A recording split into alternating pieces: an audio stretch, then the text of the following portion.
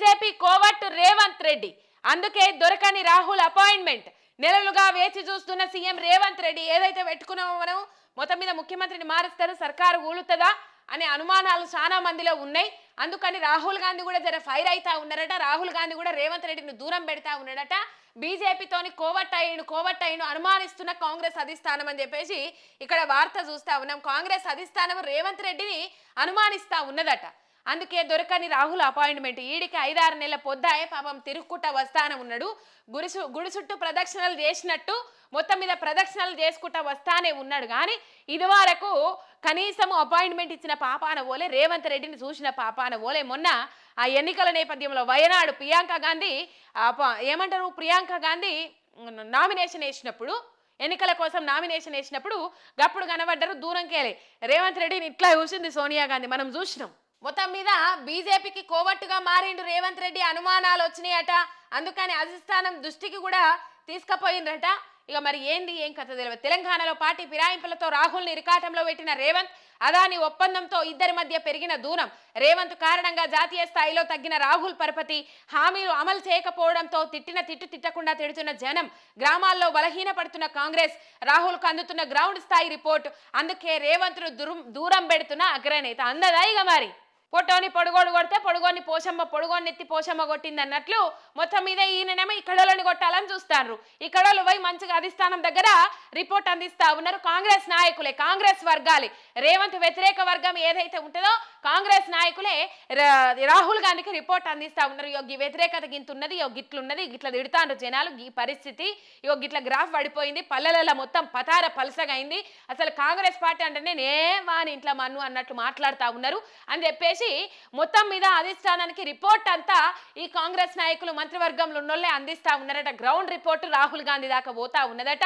ఇప్పటికే రాహుల్ గాంధీ ఏమో అక్కడ రాజ్యాంగ ప్రతిమ పట్టుకొని మేము రాజ్యాంగానికి అనుగుణంగా పోతాం, రాజ్యాంగానికి అనుగుణంగా నడుచుకుంటాం, ప్రజాస్వామ్యాన్ని కాపాడతామని చెప్పేసి రాహుల్ గాంధీ అక్కడ అంటాడు. కానీ ఇక్కడ మొత్తం ప్రజాస్వామ్యాన్ని కూని చేసుకుంటా రేవంత్ రెడ్డి విధానాలు ఉంటాయి. అక్కడ బుల్డోజర్ వ్యవస్థకు నేను వ్యతిరేకం అని చెప్పేసి రాహుల్ గాంధీ బీజేపీ మీద పోరాటం చేస్తాడు. నేను బుల్డోజర్ విధానానికి వ్యతిరేకం కాదు, నాకు బుల్డోజర్ వ్యవస్థనే ఇష్టమని చెప్పేసి బీజేపీ విధానాలను రేవంత్ రెడ్డి ఇక్కడ అనుసరిస్తూ ఉంటాడు. మొత్తం మీద అక్కడనేమో పార్టీ ఫిరాయింపులకు వ్యతిరేకం అని చెప్పేసి ఆ పార్టీ ఫిరాయించిన వాళ్ళను బహిష్కరించాలి, పార్టీ నుంచి సస్పెండ్ చేయాలి, వాళ్ళు పదవి నుంచి తీసేయాలని చెప్పేసి రాహుల్ గాంధీ అక్కడ పోరాటం చేస్తాడు. ఇక్కడనేమో చెప్పపట్టకుండా చేయకుండా మొత్తం మీద 10 మంది ఎమ్మెల్యేలను గుంజుకొని రేవంత్ రెడ్డి ఈ విధానాలతో ముందడికి పోతాడు. మొత్తం ఇక్కడ నేను పార్టీ ఫిరాయింపులకు గ్రీన్ సిగ్నల్ ఇస్తున్నాను చెప్పేసి ఆయన మాట్లాడతాడు. ఇప్పుడు ఆ పార్టీ ఫిరాయించిన పరిస్థితి పెద్ద క్వశ్చన్ మార్క్ అట. ఎటైతుందో తెలియదని బిక్కుబిక్కుమంటా ఉన్నారట పరిస్థితి. మళ్ళీ అబ్బా మేము అత్తం సార్, రిటర్న్ అత్తం సార్ అని చెప్పేసి పెద్ద సార్కు చెప్పి పంపుతా ఉన్నారట, కేసీఆర్కి చెప్పి పంపుతా ఉన్నారట. కానీ సారే హోల్లో పెడతా ఉన్నారట. ఇది పరిస్థితి. ఎటు కాకుండా అయిపోయింది. మీరు మంచి మర్యాద ఇచ్చిండ్రు, మంచి పేరు ఇచ్చిండ్రు, మంచి గౌరవప్రదమైన స్థాయిలో నిలబెట్టిండ్రు, మేమే కళ్ళు నెత్తికెక్కి కానరాకపోయినాము. ఇప్పుడు మా పరిస్థితి బాగలేదు, ఎవరు కాంతలేరు, ఎవరు దేక్తలేరు, ఇక్కడ చికెన్ బిర్యానీ తిన్నాము, ఆడ కారం మెతుకులు కూడా గతి లేవని చెప్పేసి బాధపడితే కేసీఆర్ గారే ఆపుతా ఉన్నారట. ఈ పరిస్థితి పోయినోళ్ళ పరిస్థితి అట్లున్నది. రైట్. ఇక్కడ రాహుల్ గాంధీ విధానాలకు వ్యతిరేకంగా పోతాడు. ఏమన్నంటే తెల్లారు లేతాడ సుభాషిత రత్నాలు వల్లిస్తాడు. మొత్తం మీద బీజేపీతోని కుమ్మక్కయిండు రేవంత్ రెడ్డి అనే ముచ్చట్లు బాగా చర్చ జోరు మీద జరుగుతూ ఉన్నది. ఈ జూన్ వరకు ఏదైతే ముఖ్యమంత్రిని మారుస్తారనే ముచ్చట్లు బాగా వినబడతా ఉన్నాయో ఇప్పటికి రేవంత్ రెడ్డి దృష్టిలో కూడా పడ్డది అనే ముచ్చట్లు వినబడతా ఉన్నాయి. అందుకని కాంగ్రెస్ పార్టీకి ఎంతో కాలం ఎదురు చూస్తే దొరికిన అవకాశం ఇది. తెలంగాణలో ప్రభుత్వ ఏర్పాటు అనేది ఆ పార్టీకి కలగానే ఉన్న సమయంలో ఊహించని పరిణామాలతో, అనేవి గాని హామీలతో, ప్రజాకర్షణ పథకాలతో ఇలా అధికారంలోకి వచ్చిండ్రు. ఇక్కడ తెలంగాణలో అధికారంలోకి వచ్చి రేవంత్ రెడ్డి అసలు దేశంలోనే కాంగ్రెస్ పార్టీని ఇంకా ఏ జాగల నమ్మే పరిస్థితి లేదు. ఈయన పోతున్న విధానాలతోని దేశంలోనే ఎక్కడా కూడా రేవంత్ రెడ్డిని కానీ లేకపోతే కాంగ్రెస్ పార్టీని కానీ నమ్మే పరిస్థితి లేదు. ఎందుకంటే కర్ణాటకలో ఆ పరిస్థితి, ఇటు పోతే హిమాచల్ ప్రదేశ్లో ఈ పరిస్థితి, మొన్న మహారాష్ట్ర ఎన్నికలలో ఘోరమైన పరాజయము, ఒక హర్యానాలో అటు ఇటో అది చూసినాము కూటమి, దానికి వచ్చినాయి 6 సీట్లే, కాంగ్రెస్ పార్టీకి వచ్చినాయి 6 సీట్లే. ఈ రేవంత్ రెడ్డి విధానాలతోనే సరే కర్ణాటక ముచ్చట అట్లుంచుండ్రి, తీవ్రంగా వ్యతిరేకత చూపెడతా ఉన్నది తెలంగాణ ప్రజలు, తీవ్రంగా వ్యతిరేకత చూపెడుతున్నది తెలంగాణ ప్రజలు. కాబట్టి ఆ వ్యతిరేకత దేశం మొత్తం బాకిపోయింది. కాంగ్రెస్ గట్ల ఎత్తందట, కాంగ్రెస్ గిట్ల ఎత్తందట, కాంగ్రెస్ పార్టీ గిట్ల ఎత్తదా అనే కాడికి వచ్చి రాహుల్ గాంధీ మీద ఎఫెక్ట్ పడతా ఉన్నదట. రాహుల్ గాంధీని కూడా ఎవరు దేక్తలేరట. గ్రామాల్లో పూర్తిగా నిర్వీర్యమైపోతా ఉన్నది పార్టీ, పూర్తిగా బలహీనపడతా ఉన్నది కాంగ్రెస్ పార్టీ. మళ్ళీ బీఆర్ఎస్ ఊపందుకున్నది, బీఆర్ఎస్ జోరు అందుకున్నది అనే చర్చలు బాగా వస్తూ ఉన్నాయి. కొన్ని సర్వేలు కూడా వెల్లడైతా ఉన్నాయి, కొన్ని సర్వేలు కూడా బయటకు వస్తూ ఉన్నాయి. ఈ పరిస్థితి మొత్తం మీద రేవంత్ రెడ్డి బీజేపీతోని కుమ్మక్కైండు. అందుకే ఇక్కడ బీజేపీ నాయకులు రేవంత్ రెడ్డి ఏం చేసినా కూడా దానికి అడ్డు చెప్తలేరు. రేవంత్ రెడ్డి ఏం మాట్లాడినా కూడా సై అంటే సై అంటారు, తానా అంటే తందానా అంటారు అనే ముచ్చట్లు కూడా వినబడతా ఉన్నాయి. ఈ పరిస్థితి చూస్తూ ఉన్నాం. చాలా సై అంటే సై. ఇప్పుడు చూస్తున్నాం కదా, బీజేపీ నుంచి 8 మంది ఎంపీలు ఉన్నారు, 8 మంది బీజేపీ ఎమ్మెల్యేలు ఉన్నారు. 8 + 8 ఈ 16 మందిలా ఒకళ్ళిద్దరు తప్పితే ఇంకెవ్వరు మాట్లాడరు ఈ బీజేపీ నుంచి. అసలు రేవంత్ రెడ్డి విధానాలను ఎవరు వ్యతిరేకించరు. ఈ బీజేపీ వాళ్ళు ఇంకా గమ్మతి, ప్రతిపక్షంగా ఉండి అధికార పార్టీ మీద ప్రజల తరపున ఒత్తిడి తేవాలి, కానీ వీళ్ళు కూడా బీఆర్ఎస్ మీద పడి ఏడుస్తారు.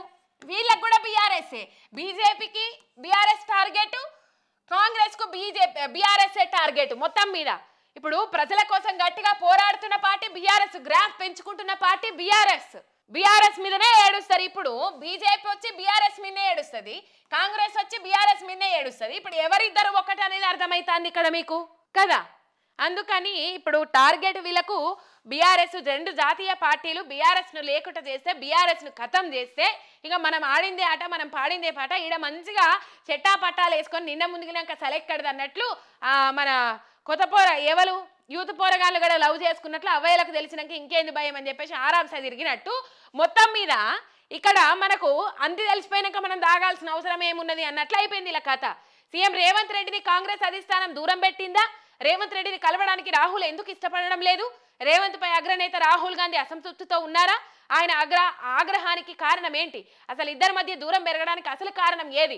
గత కొన్ని నెలలుగా రాష్ట్ర రాజకీయాల్లో కాంగ్రెస్ వర్గాల్లో జోరుగా జరుగుతున్న చర్చ రేవంత్ రెడ్డి తీరు రాహుల్ గాంధీకి నచ్చడం లేదన్న టాక్ బాగా వినబడుతోంది. అందులోనూ ఆయన బీజేపీకి దగ్గర అవుతున్నారన్న అనుమానాలు కాంగ్రెస్ అధిష్టానంలో నెలకొన్నాయని అంతర్గత సమాచారం. బీజేపీ కోవట్టుగా ఆయన వ్యవహరిస్తున్నారని, లోపాయికారి ఒప్పందాలతో కాంగ్రెస్ పార్టీని బలహీనపరుస్తున్నారన్న చర్చ పార్టీ అగ్రనేతల్లో మొదలైందంటున్నారు. దాంతో పాటు రాష్ట్రంలో నెంబర్ 2గా చెప్పుకున్న ఓ కీలక నేతను సైతం కావాలని ఈడీ కేసుల్లో ఇరికించి బీజేపీకి సరెండర్ చేయించాడని ఓ 10-18 ఎమ్మెల్యేల బలమున్న ఆ నేతతో ఎప్పటికైనా తనకు ప్రమాదమేనని గ్రహించడంతో పాటు ఢిల్లీ పెద్దలకు కూడా దగ్గరవుతుండడంతో చాలా చాకచక్యంగా సదరు నేతకు చెక్ పెట్టారనే అనుమానం కూడా కాంగ్రెస్ అధిష్టానంలో బలంగా ఉన్నదనేది అత్యంత విశ్వసనీయ వర్గాల సమాచారం. చూసినాం కదా మొన్న ఈడీ రైట్స్ ఎవరి మీద అయినాయి, ఎవరు చేపించిండ్రు? అసలు పొంగిలేటి శ్రీనివాసరెడ్డి వైపు మళ్లించిందే రేవంత్ రెడ్డి అట అని ముచ్చట్లు వినబడతా ఉన్నాయి. పేరు రాసుకరాలేరు, కానీ ఇక్కడ ఈడీ రైట్స్ అన్నది ఎవరింట్లో జరిగినాయి? మొన్న పొంగిలేటి శ్రీనివాసరెడ్డి ఇంట్లోనే జరిగినాయి. కానీ ఆ ముచ్చట్లు భయంలో పెట్టాలి, కానీ ఆ ముచ్చట్లు బయట పెట్టద్దు. ఈడీ రిపోర్ట్స్ ఏదైనా 48 గంటలలో బయట పెట్టాలి, కానీ బయట పెట్టకుండా భయంలో పెట్టిండ్రు. అంతకుముందు రేవంత్ రెడ్డిని కాదని బీజేపీ వాళ్ళు పొంగిలేటి శ్రీనివాసరెడ్డిని టచ్లో ఉన్నారు అని చెప్పేసి ముచ్చట్లు కూడా వినబడ్డాయి.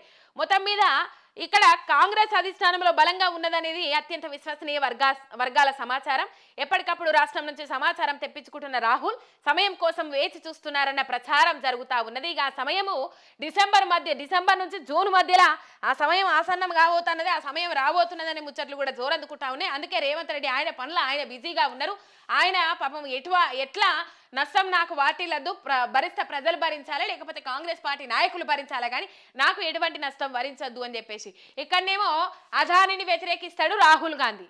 మొన్న చూసినాం కదా, అక్కడ రేవంత్ రెడ్డి ఉన్నా ఎవరున్నా అదానితోని ఒప్పందాలు కుదుర్చుకున్న ఎవరినైనా అరెస్టు చేయాల్సిందే. 100 కోట్ల విరాళము రివర్స్ ఇచ్చిండు, కానీ 12,400 12,040 కోట్ల ఒప్పందాల గురించి మాత్రము ఎక్కడా చెప్పలే, ఎక్కడా బయట పెట్టలే. అది గోప్యంగా ఉంచిండు రేవంత్ రెడ్డి.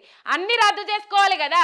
100 కోట్ల విరాళం అదానికి ఇచ్చుడు. ఇప్పుడు అదాని ఉన్నాడంటే మోడీ ఉన్నాడంటే అదానియే. ఇద్దరికొద్దరు, నాకు నువ్వు నీకు నేను అన్నట్లుగా పోతారు. ఆ విధానం అందరికీ ఎరికే, ఓపెన్ సీక్రెట్, జగమెరిగిన సత్యం అది. మొత్తం మీద ఇక్కడ ఈ పరిస్థితి. ఇక్కడనేమో రాహుల్ గాంధీ ఏమో అదాని విధానాలకు వ్యతిరేకంగా పోతాడు. మొన్ననే మనం చూసినాం మీడియా చిట్చాట్లో ప్రెస్ మీట్ ఏర్పాటు చేసి మరి చెప్పిండు. తెలంగాణ ముచ్చడొచ్చినప్పుడు మరి అదానితో పెట్టుబడులు కుదుర్చుకుంటా ఉన్నాడు, ఒప్పందాలు కుదుర్చుకుంటా ఉన్నాడు కదా రేవంత్ రెడ్డి అని. అంటే రేవంత్ అయినా ఎవరైనా, తెలంగాణ అయినా ఎవరైనా అరెస్ట్ చేయాల్సిందే, చర్యలు తీసుకోవాల్సిందే అని చెప్పేసి రాహుల్ గాంధీ అన్నాడు. ఈడ అదానితోని ఇట్లుంటాడు, ఒప్పందాలు కుదుర్చుకుంటాడు. ఈయనేమో రాహుల్ గాంధీ మొత్తం మీద ఆయనను వ్యతిరేకిస్తాడు. ఈ విషయాల పట్లనే రేవంత్ రెడ్డిని పక్కకు పెడుతున్నారనే ముచ్చట్లు కూడా జోరు అందుకున్నాయి. ఇచ్చిపుచ్చుకుంటున్న రేవంత్ మోడీ. తెలంగాణలో ఒక బలమైన నాయకుడు కేసీఆర్, ఆయన్ను ఓడించడం మోడీ ఆయన తక్షణ కర్తవ్యం. కేసీఆర్ను నేరుగా ఓడించే దమ్ము, శక్తి సామర్థ్యాలు నాటికి బీజేపీకి లేవు. కాబట్టి నాడు ఎన్నికల ముందు మోడీ కలను నెరవేరాలంటే శత్రువుకి శత్రువు మిత్రుడన్న ఫార్ములా ఫాలో అవ్వాలి. అందుకే కేసీఆర్ రాజకీయ శత్రువైన రేవంత్ రెడ్డి బెస్ట్ ఆప్షన్. అందుకని ఎన్నికల ముందు రేవంత్ రెడ్డి కాంగ్రెస్ పార్టీలో ఉన్నప్పటికీ ఆయనకు మోడీ పరోక్షంగా సపోర్ట్ చేశాడనేది ఓపెన్ సీక్రెట్. తీరా అసెంబ్లీ ఎలక్షన్స్ ముందు బీజేపీ రాష్ట్ర అధ్యక్షుడు పదవి నుంచి బండి సంజయ్ని తీసేయడం, బీజేపీకి స్వయంగా 20+ స్థానాలు వచ్చే పరిస్థితి ఉన్నా వాటిని తగ్గించుకొని రేవంత్ రూపంలో ఉన్న కాంగ్రెస్ పార్టీకి సపోర్ట్ చేయడం వల్లనే అవు మరి ఎన్నికల ముందే కిషన్ రెడ్డికి ఇచ్చిండ్రు. ఆ పగ్గాలు ఎందుకు కిషన్ రెడ్డికి ఇచ్చిండ్రనే అనుమానాలు ఇంతవరకు అసలు ఎవరు ఫుల్ఫిల్ చేయలే, క్లారిటీ ఇవ్వలే. ఇది అన్నట్టు అసలు కథ. 20+ బీజేపీకి 20+ స్థానాలు వచ్చే సిచ్యువేషన్ ఉన్నా కూడా ఆ బండి సంజయ్ని మార్చేసి కిషన్ రెడ్డికి ఇచ్చి అవన్నీ ఏవైతే బీఆర్ఎస్ వ్యతిరేక ఓట్లన్నీ బీజేపీకి పడతాయన్న క్రమంలో, బీఆర్ఎస్ వ్యతిరేక ఓట్లని బీజేపీకి పడతాయన్న క్రమంలో బీజేపీ నుంచి డైవర్ట్ చేసి కాంగ్రెస్కి పడేటట్టు చేసిండ్రు బీజేపీ వాళ్ళు. గొప్ప ప్లాన్, పకడ్బందీ. అసలు అక్కడ ఇక్కడ అధికారం కాదు వాళ్ళకి కావాల్సింది, మెయిన్ కేసీఆర్ను పడగొట్టాలి, కేసీఆర్ను అజ్జేయాలి అనేది. అట్లా మహామహులే పోటీ పడతారు, కేసీఆర్ని అజ్జేయాలి, కేసీఆర్ని ఇటు చేయాలి. ప్రధానమంత్రి కూడా పోటీ పడ్డాడంటే ఇలా కేసీఆర్ పేరు లేకుండా, కేసీఆర్ ఆనవాళ్ళు లేకుండా చేస్తా అన్న రేవంత్ అన్న ఆలోచన చెయ్యాలి. కేంద్రం దిగొచ్చింది, ఇక్కడ లోపాయికారి ఒప్పందాలు కుదుర్చుకొని అది చేసే పరిస్థితి ఏర్పడ్డది. కేంద్రం దిగొచ్చింది. ఇలా కేంద్రము దిగొస్తే కానీ కేసీఆర్ని అజ్జేసుడు ఎవ్వరు తరం కాలేదు. అంటే ఇప్పటికీ కేసీఆర్ ప్రజలలోనే ఉన్నారు, ఎప్పటికీ ఉంటారు, ప్రజల గుండెలలోనే ఉంటారు. చెరిపేస్తే చెరిగిపోయే చరిత్ర కాదు కేసీఆర్ది, తెలంగాణది. తెలంగాణకు కేసీఆర్కున్న పేగు బంధాన్ని తుడిచేస్తే తుడిగిపోయేది కాదు, చెరిపేస్తే చెరిగిపోయేది కాదు. అదొకటి యాద పెట్టుకోవాలి ఎప్పటికైనా, ఇప్పటికీ ఎప్పటికీ ఎప్పటికైనా. తెలంగాణ చరిత్రను, తెలంగాణ ఉద్యమ చరిత్ర తెలవనోళ్ళందరికీ ఓటు హక్కు వచ్చింది మొన్న. ఆ చరిత్ర చెప్పేటోళ్ళు లేరు. ఇప్పటికైనా తెలంగాణ చరిత్రను, కేసీఆర్ చరిత్రను చెప్పే ప్రయత్నం చేయాలి ఉద్యమకారులు. తెలంగాణ చరిత్ర మొత్తం తెలవనోళ్ళందరికీ ఓటు హక్కు వచ్చింది. వాళ్ళు ఏం చేసిండ్రు, కాంగ్రెస్ బూటక్ మాటలు నమ్మి కాంగ్రెస్కు ఓటేసిండ్రు. అందుకని ఈ పరిస్థితి వచ్చింది తెలంగాణ రాష్ట్రంలో. ఇప్పటికే కేసీఆరే కావాలి, 44% మంది కేసీఆర్ కావాలి, కేసీఆర్ పాలన మంచుకున్నదంటే అర్థం చేసుకోవచ్చు రేవంత్ రెడ్డి పాలన.